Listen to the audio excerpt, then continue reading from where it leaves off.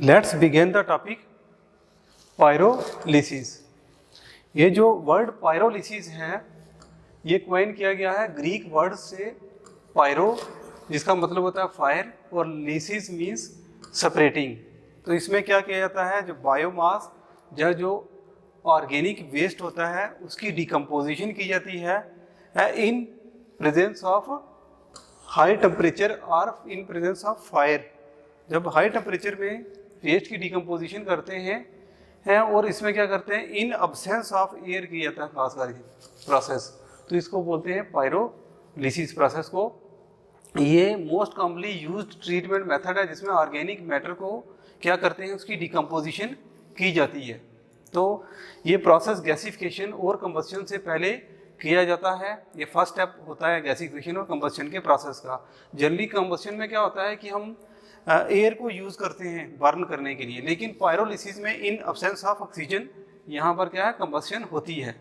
तो इसमें जो ऑर्गेनिक मैटर जो होता है उसकी क्या होती है, डिकम्पोजिशन होती है और किस पर होती है, एट हायर टेम्परेचर पर, at higher temperature in absence of oxygen. और ऑक्सीजन की यहाँ पर क्या होती है, जो है कमी होती है, एयर की अब्सेंस में पायरोलिसिस किया जाता है।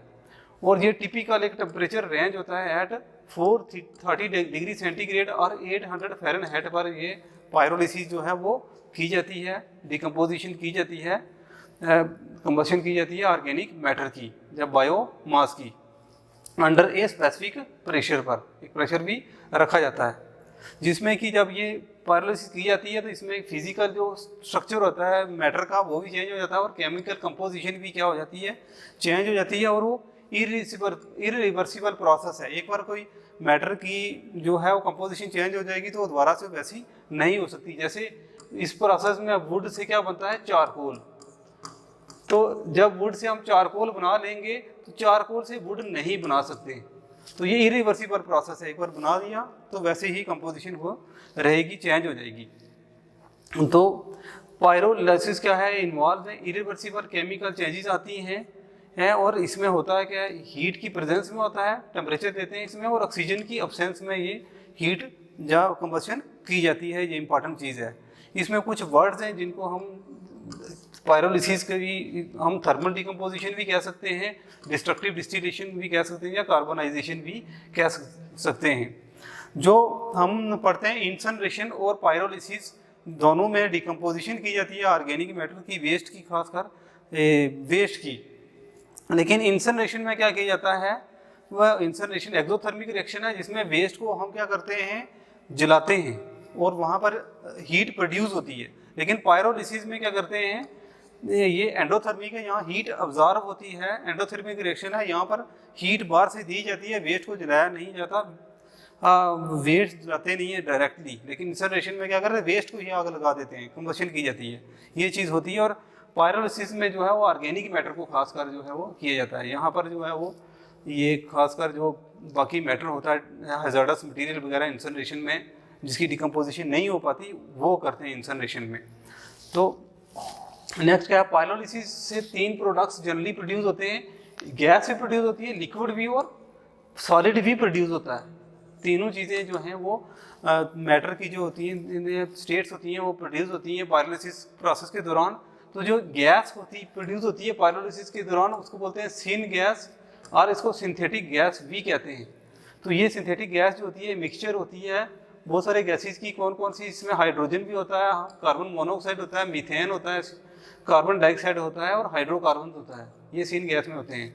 जो लिक्विड प्रोड्यूस होता है पायरोलिसिस प्रोसेस में वो क्या बना होता है, किसका बना होता है, उसमें तार होता है, पिच होता है, light oil, low boiling organic chemicals भी होते हैं लिक्विड में, जैसे एसिटिक एसिड, एसीटोन और मिथेनॉल भी प्रोड्यूस होते हैं पायरोलिटिक प्रोसेस में। चार भी प्रोड्यूस होता है इसमें, जो कि किसका बना होता है, एलिमेंटल कार्बन का, और कुछ जो इनर्ट मटेरियल होते हैं उसका बना होता है 4 प्रोडक्ट।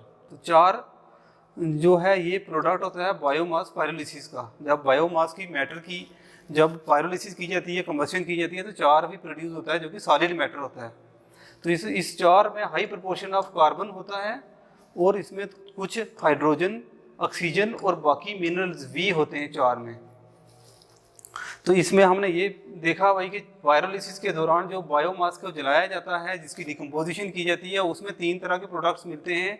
एक है लिक्विड जो कि बायोफ्यूल के फॉर्म में मिलता है हमें, दूसरा है सॉलिड जो कि बायोचार की फॉर्म में मिलता है, और गैस मिलती है सीन गैस की फॉर्म में। तीनों चीज़ें मिलती हैं। तो जो वेल नोन दो जो पायरोलिसिस की थ्रू जो प्रोडक्ट बनते हैं उसमें क्या है, एक तो चारकोल बनता है। चारकोल का बनता है जब हम वुड को क्या करते हैं, ये पायरोलिसिस करते हैं लकड़ी की, खासकर उसको वुड को हीटिंग करते हैं या कोक की, तो चारकोल बनता है। इसके अलावा पायरोलिसिस आल्सो प्रोड्यूस करता है सॉलिड मैटर, तो प्रोड्यूस कर रहा है चार वगैरह, बायोचार। इसके अलावा लिक्विड भी करता है, जैसे तार वगैरह, और नॉन कंडेंसेबल गैसेज भी निकलती है यहाँ से। तो गैस, लिक्विड एंड चार जो है ये यूज़फुल होते हैं, क्योंकि इनकी जो कैलोरीफिक वैल्यू होती है वो भी हाई होती है। तो जिसमें ये जो हीट बनती है कंबस्शन से, चार से या सीन गैस वगैरह से, इसको हम पायरोलिसिस प्रोसेस में भी यूज़ कर सकते हैं पायरोलिसिस करने के लिए। जब ये गैस वगैरह प्रोड्यूस हो गई, चार मिल गया, तो उनको हम फिर दोबारा से बाकी जो मैटर होता है उसकी जब पायरोलिसिस करते हैं बाद में, तो उसमें उसकी सिंथेसिस कंबस्शन के लिए ये मैटर सीन गैस या चार यूज़ कर सकते हैं। तो कुछ जो है पायरोलिसिस के दौरान कुछ मैटर जो हम यूज़ करते हैं एज ए जो हीट, और कुछ जो बच जाती है वो बाकी कमर्शियल जो प्रोसेस, कुछ प्रोसेस होते हैं उनमें भी हम उसको एक्सप्लॉइट कर सकते हैं, हीट को यूज़ कर सकते हैं। अब पायरोलिसिस के में क्या होता है, क्योंकि ये पायरोलिसिस हो गया या इंसनरेशन हो गया, ये वेस्ट की डिकम्पोजिशन के लिए ही प्रोसेस है। तो इसमें जो हैज़ार्डस ऑर्गेनिक मैटर वगैरह है और वो कन्वर्ट हो जाता है, चेंज हो जाता है, ट्रांसफॉर्म हो जाता है इनटू गैसेस कंपोनेंट। और हैज़ार्डस ऑर्गेनिक मैटर चेंज होता है गैसेस कंपोनेंट में, कुछ बाकी quantity, small quantity of liquid बन जाता है, जहाँ सॉलिड कोक वगैरह बनता है जिसमें कार्बन और ऐश भी निकलती है। तो जो गैस बनती है पायरोलिसिस प्रोसेस के दौरान, उसमें कार्बन मोनोऑक्साइड भी है होती है, मैंने पढ़ाया, हाइड्रोजन भी हमने पढ़ा, मीथेन होती है, और बाकी हाइड्रोकार्बन होते हैं। तो जब ये गैसेज, कुछ गैसेज जो हैं वो जब कूल होती हैं तो उसमें क्या है, कंडेंस होती है, लिक्विड वगैरह बनता है जिसमें ऑयल और तार वगैरह भी होते हैं, और कुछ कंटेमिनेटेड वाटर भी प्रोड्यूस होता है पायरोलिसिस प्रोसेस के दौरान। तो ये एक स्ट्रक्चर है, फिगर है, डायग्राम है, जिसके थ्रू हम जान सकते हैं कि क्या करते हैं पायरोलिसिस में। तो पायरोलिसिस में हम बायोमास जो होता है उसकी क्या करते हैं, उसको ड्राई भी करते हैं और कटिंग करते हैं। जिस मैटर को हमने डिकम्पोजिशन करनी होती है उसकी, बायोमास की, जिसको ड्राई कर रहे हैं और उसकी ग्राइंडिंग भी कर रहे हैं, कटिंग कर रहे हैं। फिर वो आ जाता है पायरोलिसिस रिएक्टर में, यहाँ पर इसको बर्न किया जाता है हाई टेम्परेचर पर, इन एब्सेंस ऑफ ऑक्सीजन और एयर की। और जब यहाँ से हो जाता है तो नीचे ऐश जो है वो निकलती है, वो ऐश चैम्बर में इकट्ठी हो जाती है, और बाकी जो गैस निकलती है वो आ जाती है जो साइक्लोट्रॉन में। ये चार रिमूवल होते हैं, साइक्लोट्रॉन गैस रोटेट करती है और चार कलेक्टर में नीचे इकट्ठी हो जाती है। बाकी जो गैस बनती है वो क्वेंचर में आ जाती है, जहाँ पर वाटर के साथ उसकी ट्रीटमेंट दी जाती है, और जब वाटर के साथ उसकी ट्रीटमेंट होती है तो वो बायो ऑयल बन जाता है, गैस वाटर के साथ मिलकर बायोफ्यूल बन जाता है। बाकी जो गैस निकलती है बाहर चली जाती है, दोबारा से उसको रिसाइकल के लिए ये जो है वो कंबस्शन चैम्बर में गैस को हम फिर यूज़ कर सकते हैं, जो बाकी गैस बचती है। तो ये एक फिगर के थ्रू हम जान पाए हैं। तो जो फीड स्टॉक यूज़ किया जाता है, जो मटेरियल पायरोलिसिस के दौरान यूज़ किया जाता है, जिसको जलाना होता है या कुछ, उसकी कैलोरीफिक वैल्यू क्या होनी चाहिए, हाई होनी चाहिए, और उसमें मॉइस्चर जो है वो कम होना चाहिए। मॉइस्चर कंटेंट अगर ज़्यादा होगा तो वो अच्छा नहीं होगा। जो मैटर होगा वो होमोजीनियस होना चाहिए, उसकी कटिंग होनी चाहिए, ग्राइंडिंग हुई होनी चाहिए, तभी वो एफिशिएंट होगा। बहुत सारे कुछ प्लास्टिक मैटर भी साथ में हम यूज़ करते हैं आज, जब हम ऑर्गेनिक मैटर को करते हैं पायरोलिसिस उसकी, तो जैसे पॉली फिन्स वगैरह, जिनकी कैलोरीफिक वैल्यू ज़्यादा होती है। तो ये क्या है, इनमें कंसंट्रेशन जो इसमें कार्बन भी होता है और हाइड्रोजन वगैरह भी होते हैं, जो एज ए फीड स्टॉक ये यूज़ किए जाते हैं, एज ए फीड स्टॉक में यूज़ किए जाते हैं। अब पायरोलिसिस जो प्लांट्स हैं इन दिनों में आप क्या कर रहे हैं, हम इनको इसके लिए भी टेस्ट कर रहे हैं, जो कि म्युनिसिपल सॉलिड वेस्ट निकल रहा है, जिसमें खासकर जो है कार्बन रिच ऑर्गेनिक मैटर है, उसकी भी पायरोलिसिस की जाए, ताकि म्युनिसिपल सॉलिड वेस्ट की भी पायरोलिसिस कर सकें। और म्युनिसिपल सॉलिड वेस्ट की पायरोलिसिस अच्छे तरीके से एफिशिएंटली तभी हो सकती है जब उसको मैटर को क्या करें, होमोजेनिटी उसको क्या करें, ग्राइंड करें, ड्राई करें, तो वो अच्छी तरीके से उसकी एफिशिएंसी भी निकल सकती है। तो जो पायरोलिसिस प्रोसेस है इसकी कंस्ट्रक्शन और वर्किंग भी होती है कि इसकी क्या किस चीज़ का ये कंस्ट्रक्शन जो रिएक्टर बना होता है क्या क्या है उसमें, और साथ ही साथ में वो वर्किंग क्या है इसकी, किस तरीके से ये काम करता है। तो जो कंस्ट्रक्शन है इसमें कि कंबस्शन चैम्बर होता है किसका, उसके बाद क्या होता है इसमें पायरोलिसिस रिएक्टर भी होता है, एक ऐश पाइप फिट हुई होती है, एयर पाइप भी फिट हुई होती है, हम आगे पढ़ेंगे। इसके अलावा जो प्रिपरेशन ऑफ पायरोलिसिस जो प्रोसेस है वो एक चैम्बर होता है और साइक्लोट्रॉन होता है इसमें कंस्ट्रक्शन में, और क्वेंचर होता है जिसमें कि गैस और वाटर को मिक्स किया जाता है और वाटर नोजल के थ्रू वाटर को वहाँ पर स्प्रे डाला जाता है और गैस मिक्स करने के लिए। तो ये सारे जो हैं इसी कंस्ट्रक्शन में आते हैं। तो यहाँ पर हम इसको देख पा रहे हैं फिगर में कि यहाँ पर जो बायोमास को जिसकी पायरोलिसिस करनी है, जिसकी ब्रेक डाउन करना है, वो यहाँ पर प्रिपरेशन की जाती है, ये प्रिपरेशन चैम्बर होता है। और उसके बाद जब यहाँ से करते हैं तो ये मैटर यहाँ पर जाता है और यहाँ पर पायरोलिसिस रिएक्टर में आ जाता है। पायरोलिसिस रिएक्टर के बाहर कंबस्शन चैम्बर होता है जो कि इसी इनडायरेक्टली टेम्परेचर देता है, हीट देता है।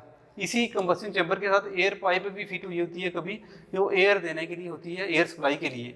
इसके अलावा इस पायरोलिसिस जो रिएक्टर है इसमें ऐश पाइप भी फिटेड है जो क्या करती है, जो ऐश मैटर निकलता है कंबस्शन के दौरान उसको ऐश चैम्बर में कलेक्ट करती है। जो गैस बाकी निकलती है वो साइक्लोट्रॉन में चली जाती है, यहाँ पर गैस रोटेट करती है, 4 कलेक्टर जो हैं वो नीचे गिर जाते हैं, निकल जाते हैं, गैस बाकी जो बचती है वो आ जाती है आकर क्वेंचर में। क्वेंचर में वाटर नोजल के थ्रू वाटर दिया जाता है और यहाँ पर बनता है वाटर जो है बायोफ्यूल।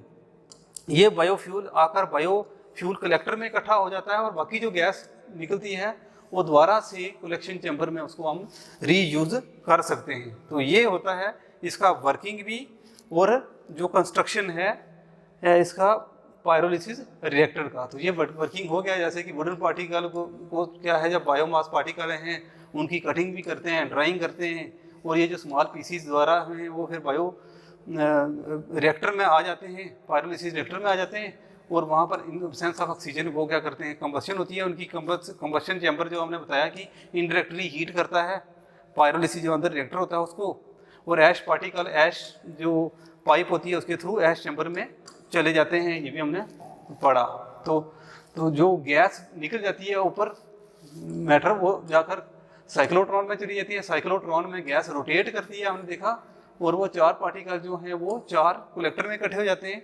बाकी जो गैस है वो चली जाती है क्वेंचर में, जहाँ पर वाटर जो है गैस के साथ जुड़ जाता है, कंबाइन होता है और बायोफ्यूल बन जाता है। बायोफ्यूल फिर बायोफ्यूल कलेक्टर में इकट्ठा हो जाता है आकर।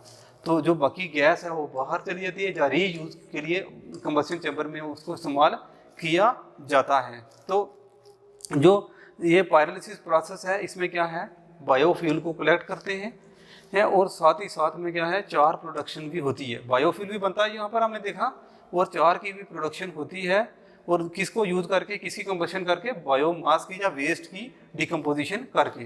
तो इसमें क्या है, एक कमर्शियल प्रोसेस है जहाँ पर वेस्ट से क्या बनती है, एनर्जी। वेस्ट से हम वेस्ट को यूज़ कर रहे हैं तो क्या बना रहे हैं, एनर्जी इस पायरोलिसिस प्रोसेस में, जिसमें म्युनिसिपल सॉलिड वेस्ट चाहे टायर्स हो, हैजार्डस वेस्ट, सीवेज स्लज वगैरह है, या उसको चेंज करते हैं इनटू सिन गैस वगैरह में, जिसमें सिन गैस में हाइड्रोजन, कार्बन मोनोऑक्साइड वगैरह होता है जो कि पावर जनरेशन के लिए भी यूज़ होता है। तो हम अभी देखेंगे कि पायरोलिसिस की कंस्ट्रक्शन और वर्किंग क्या होती है, ये हम एक वीडियो के थ्रू देखेंगे। तो इसमें मैं आपको समझा दूंगा कि कंबस्शन चैम्बर होता है, इसकी अगर कंस्ट्रक्शन की बात करें तो पायरोलिसिस रिएक्टर में कंबस्शन चैम्बर होता है।